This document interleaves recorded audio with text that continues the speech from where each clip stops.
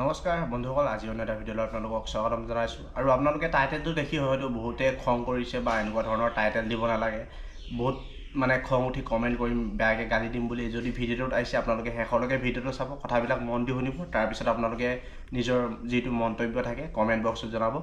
কিছুমানৰ মতে মানে জুবিন দা মৰিল, খুব ভাল হ'ল, কি ঘেণ্টা যায়, তেনেকুৱা ধৰণৰ কথা হৈ আছে, তেনেকুৱা ধৰণৰ কাম মানে কৰি আছে।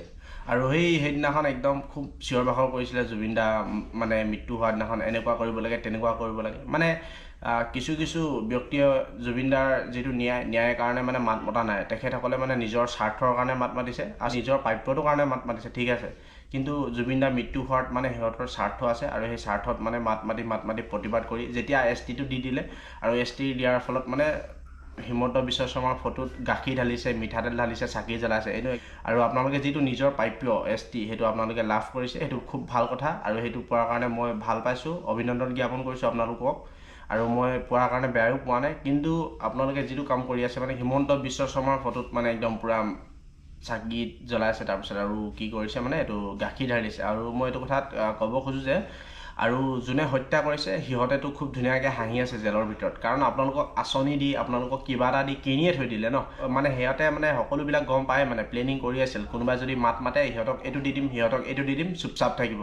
আৰু আপোনালোকেতো চুপচাপ থাকিলে। জুবিনদাৰ মৃত্যুৰ পিছততো বহুতে একদম হাই হুলস্থুল কৰি প্ৰতিবাদ কৰিছিলে, কিবা কৰিছিলে, মানে একদম আমুকটো কৰিম তামুকটো কৰিম কৈছিলে, কিন্তু আজিলৈকে একোৱে নাই। আৰু চব মানে ধোৱা তুলসীৰ পাত, সকলোৱে নিজৰ স্বাৰ্থৰ কাৰণে মাত মাতিলে, নিজৰ স্বাৰ্থটো পূৰণ হ'ল। আৰু স্বাৰ্থ পূৰণ হোৱাৰ পিছত জুবিন গাৰ্গ মৰিল, কি ঘেণ্টাডাল হ'ল, এনেকুৱা ধৰণৰ কথা। এই বাক্যটো ক'ব নালাগে, কিন্তু সেই ব্যক্তিসকলৰ কাৰণে সিহঁতে মানে যি কাম কৰি আছে এই ৱৰ্ডটোৱে হোৱাই আছে সিহঁতৰ লগত, সেইটো কাৰণে মই এই ৱৰ্ডটো ক'বলগীয়া হ'ল।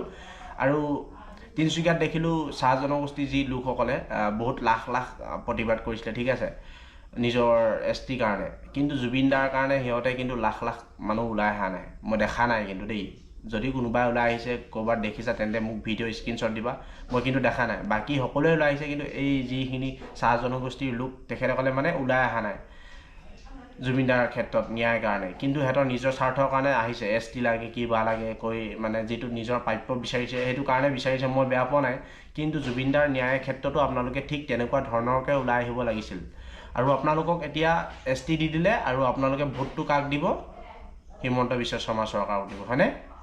আৰু জুবিন দাক হত্যা কৰিলে, আৰু তেনেকৈ হ'লে ন্যায় কেতিয়াও নাপায়। কাৰণ আপোনালোকেতো বিক্ৰী গ'লেই ন, বিক্ৰী যোৱাৰ কাৰণেতো এতিয়া মানে চৰকাৰখন জিকি থাকিব। আৰু চৰকাৰৰ লগত যদি শ্যাম কানু, সিদ্ধাৰ্থ সিহঁতৰ যদি ভাল সম্পৰ্ক থাকে তেন্তে ইহঁতেতো আইনৰ সুৰুঙা দি কোনোবা দিন বাচি যাব, হয়নে নহয় কওকচোন আপোনালোকে? সেইটো কাৰণে মানে মোৰ বহুত বেছি খং উঠিছে। কাৰণ কিছুমান ব্যক্তিক লগ পাইছোঁ, কৈছে কি হিমন্ত বিশ্ব শৰ্মাৰ সমান ভাল মানুহ নাই, কেনেকুৱা ধৰণৰ মানুহ নাই, তেনেকুৱা ধৰণৰ কথা কৈছে। ভালটো ভাল বুলিও ক'ম বাৰু দেই, আপোনালোকক যিটো প্ৰদান কৰিছে ভাল বুলি কৈছে, ভাল কিবা এটা পাইছে সেইটো কাৰণে ভাল কৈছে, ঠিক আছে। কিন্তু ন্যায় যে পোৱা নাই সেইটো কথা আপোনালোকে ভাবি চাইছেনে নাই বাৰু? জুবিন দাক যে হত্যা কৰি দিলে সেইটো কথা ভাবি চাইছেনে নাই বাৰু? আপোনালোকেতো সেইটো ভবা নাই।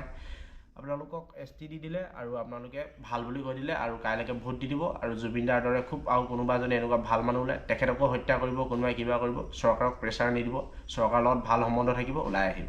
আৰু এনেকৈ হ'লে মানে জুবিন দাই কেতিয়াও ন্যায় নাপায়, মই সেইটো কাৰণে এই ভিডিঅ'টো বনাইছোঁ।